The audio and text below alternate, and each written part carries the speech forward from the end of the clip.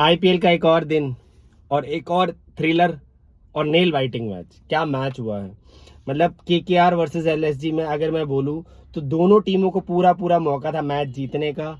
दोनों टीमें अपनी गलती की वजह से मैच से बाहर हुई, फिर अपनी बैटिंग और बॉलिंग की वजह से वापस आई और फिर वो मैच हार गई। उनमें से एक टीम मैच हार गई। तो अगर मैं बोलूं तो कभी आउट ऑफ सिलेबस क्वेश्चन आए हैं पेपर में? आया होगा यार कभी। तो आप जब सोचते हो ना यार आउट ऑफ सिलेबस आ गया मैं क्या करूं, सेम चीज हुई कल केकेआर के साथ। सेम चीज हुई कल केकेआर के साथ। केकेआर को एक आउट ऑफ सिलेबस प्लेयर सामने आ गया, मुकुल चौधरी, जिन्होंने उसके लिए प्लानिंग की ही नहीं होगी। मैं ये मानता हूँ कि जिन्होंने उसके लिए प्लानिंग की ही नहीं होगी, क्योंकि नेचुरली है कि कोई प्लेयर जो अभी तक इतना परफॉर्म नहीं कर पाया है आप उसके लिए प्लानिंग नहीं करते हो। और मुकुल चौधरी ने उस मौके को बहुत अच्छे से बुनाया।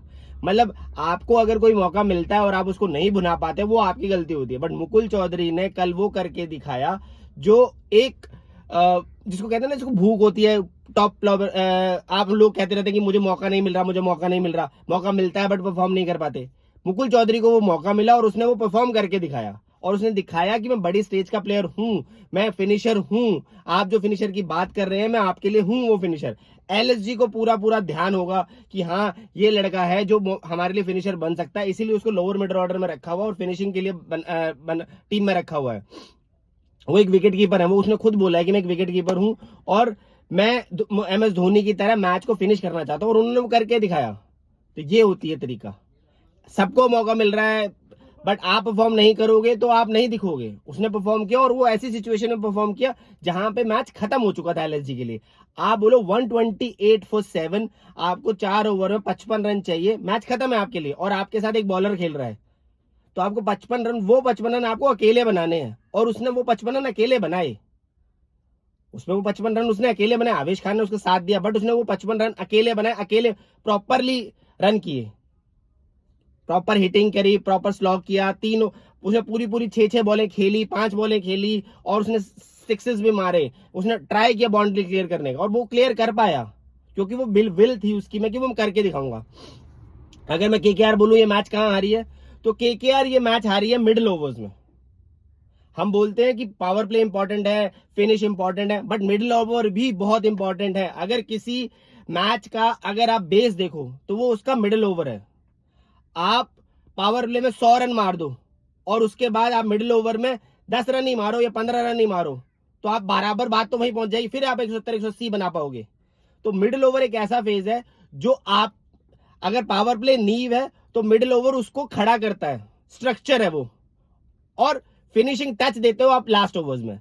तो अगर आपने नींव अच्छी बना दी, स्ट्रक्चर अच्छा खड़ा नहीं किया तो आप फिनिश नहीं कर पाओगे और वही हुआ। आज 2020 ओवर्स के गेम्स में हम हमेशा ये सोचते हैं कि पावर प्ले फिनिशिंग इंपॉर्टेंट है, नहीं, मिडिल ओवर्स बहुत इंपॉर्टेंट है। आप अगर मैं आपको एग्जांपल दूं, ये ऑस्ट्रेलिया और श्रीलंका का मैच हुआ था वर्ल्ड कप में। उन्होंने पहले 10 ओवर में 120 रन मार दिए थे। उसके बाद उनके मिडिल ओवर में ऐसा कोलैप्स हुआ कि वो 171 ही बना पाए और मैच हार गए। तो पावर प्ले इंपॉर्टेंट है, पावर प्ले आपकी नींव रखता है, लेकिन मिडिल ओवर उस नींव को स्ट्रक्चर देता है जो मिडिल ओवर में केकेआर नहीं कर पाई। पावर प्ले में अगर मैं बोलूं तो केकेआर ने भी 56 रन किए, एलएसजी ने भी 56 रन किए। केकेआर का 1 विकेट गिरा था और उनके 2 विकेट गिरे थे। और अगर पावर प्ले के बाद अगर मैं बोलूं तो केकेआर ने मिडिल ओवर में 59 रन किए, 4 विकेट दिए, और एलएसजी ने 71 रन किए, 3 विकेट दिए। और लास्ट के ओवर में केकेआर ने 67 रन किए और एलएसजी ने 55 रन किए।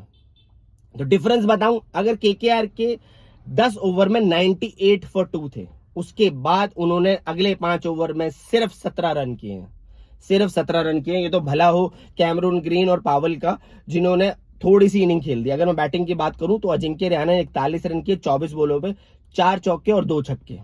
फिन एलन ने 9 रन के 8 बॉलों पे 112 की स्ट्राइक रेट से।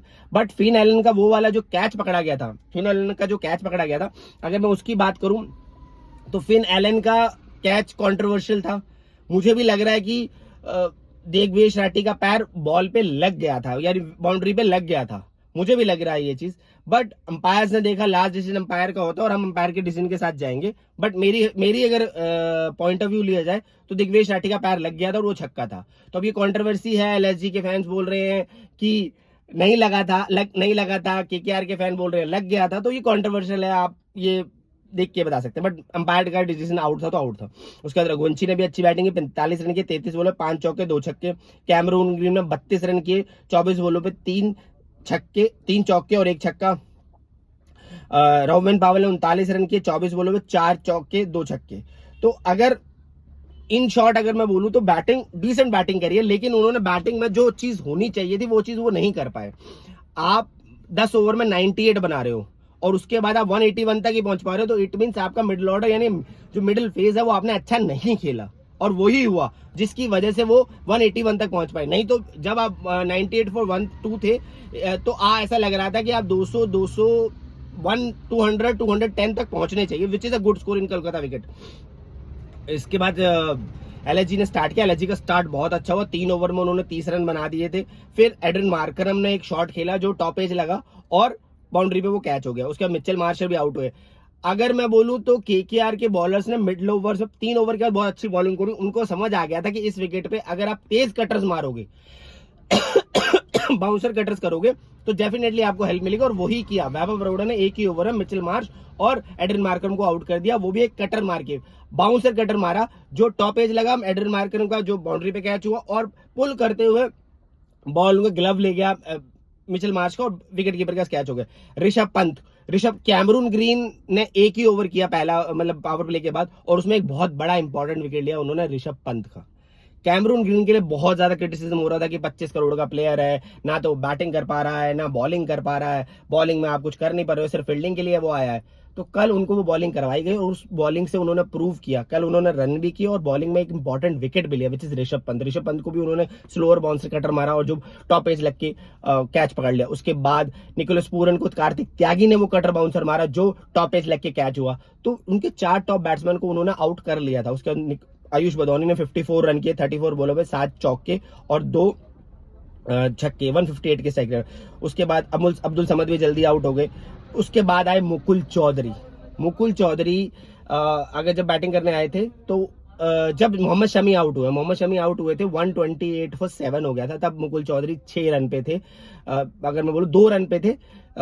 उन्होंने 6 रन बनाए, 2 रन बनाए थे 6 बॉलों पे। उसके बाद वो 16 बॉलों पे 26 पे पहुंच गए, यानी 6 बॉलों पे 2 रन और 16 बॉलों पे 26। तो यानी उस 10 बॉलों पे उन्होंने 24 रन ठोके। और उसके बाद अगली 11 बॉलों पे अगर मैं बोलूं तो उन्होंने 54 किया, तो अगली 11 बॉलों पे 28 रन किए उन्होंने, और वही डिफरेंस कर गया केकेआर की विनिंग और लॉस में। और एलएसजी की तरफ से जो इंपॉर्टेंट बोलूं तो मुकुल चौधरी ने क्या बैटिंग करी है, उन्होंने परफॉर्म किया, वेरी वेल डन, और what a nail biting match. और अगर मैं केकेआर की बात करूं तो केकेआर, मैं हमेशा से ये बोलता हूं कि मिडिल ओवर बहुत इंपॉर्टेंट होते हैं। अगर आप वनडे भी खेलते हो तो उसमें भी मिडिल ऑर्डर बहुत इंपॉर्टेंट होते हैं। पावर प्ले आपका नींव रखता है, लेकिन मिडिल ओवर आपका वो स्ट्रक्चर बिल्ड करता है कि आप बड़े स्कोर के लिए जाओ। अगर आपका वो स्ट्रक्चर बिल्ड नहीं होगा तो आप फिनिश नहीं कर पाओगे, और वही चीज कल केकेआर के साथ हुई। उन्होंने वो 10 से 15 के ओवर में सिर्फ 17 रन किए। आप स्ट्राइक भी रोटेट नहीं कर पा रहे थे। अगर आप स्ट्राइक रोटेशन से खेलते, 5 रन 6 रन किसी ऑड बाउंड्री खेलते और नियर अबाउट उन 5 ओवर्स में आप 40 या 45 रन करते तो वो बहुत बड़ा डिफरेंस होता, यानी 30-35 रन का वो डिफरेंस होता और आप 200 पहुंच जाते। 210 या 220 का score is a good score in Kolkata wicket, जो आप नहीं बना पाए। कोलकाता को अपने मिडिल ऑर्डर पे काम करना है, कोलकाता को अपने डेथ ओवर्स पे काम करना है, जो चीज वो इंपॉर्टेंट है उनके लिए। और अगर मैं बोलूं तो बहुत ही इंटरेस्टिंग मैचेस हो रहे हैं। अभी रिसेंटली मैं कुछ वीडियोस देख रहा था जिसमें कुछ क्रिएटर्स कह रहे थे कि आईपीएल का क्रेज खत्म होता जा रहा है, इंटरेस्टिंग मैचेस नहीं हो रहे। यार किसी भी चीज को थोड़ा टाइम देना पड़ता है, थोड़ी टीमों को वो बिल्डअप बनाना पड़ता है, थोड़ी टीमों के लिए वो कंडीशंस में ढलना पड़ता है। जब वो कंडीशंस हो जाती हैं तब वो होता है। आप देख लीजिए, बैक टू बैक 2 थ्रिलर हुए और बैक टू बैक दोनों थ्रिलर्स में ऐसा लगा कि लास्ट बॉल तक मैच गया। तो थ्रिलर्स टाइम हो रहा है, थ्रिलर होंगे, लेकिन थोड़ा टाइम देना पड़ता है। आप ये नहीं कह सकते कि आईपीएल बोरिंग हो गया है, 10 मैच हो, 10 मैच नहीं है भाई, 75 के करीब मैचेस होते हैं, और 10 मैच 15 मैचेस से कोई फर्क नहीं पड़ता। स्टार्टिंग में आप कोई भी चीज बनाने लगो तो उसको बनाने में थोड़ा टाइम लगता है, फिर धीरे धीरे धीरे उस चीज का वो मजा आने लगता है। तो वो मजा अब आना शुरू हुआ है, और डेफिनेटली आगे भी इसी थ्रिलर के मैचेस होते रहेंगे। और आपको क्या लगता है प्लीज मुझे कमेंट्स में बताइएगा, मुकुल चौधरी की बैटिंग आपको कैसी लगी, और मुकुल चौधरी का जो हिटिंग थी वो आपको कैसी लगी। आपको क्या लगता है कि Mukul Chaudhary one stand wonder होंगे, या वो आगे भी ऐसा परफॉर्म करते रहेंगे? मुझे कमेंट्स में जरूर बताइएगा। आज के लिए बस इतना ही, कल मिलते हैं।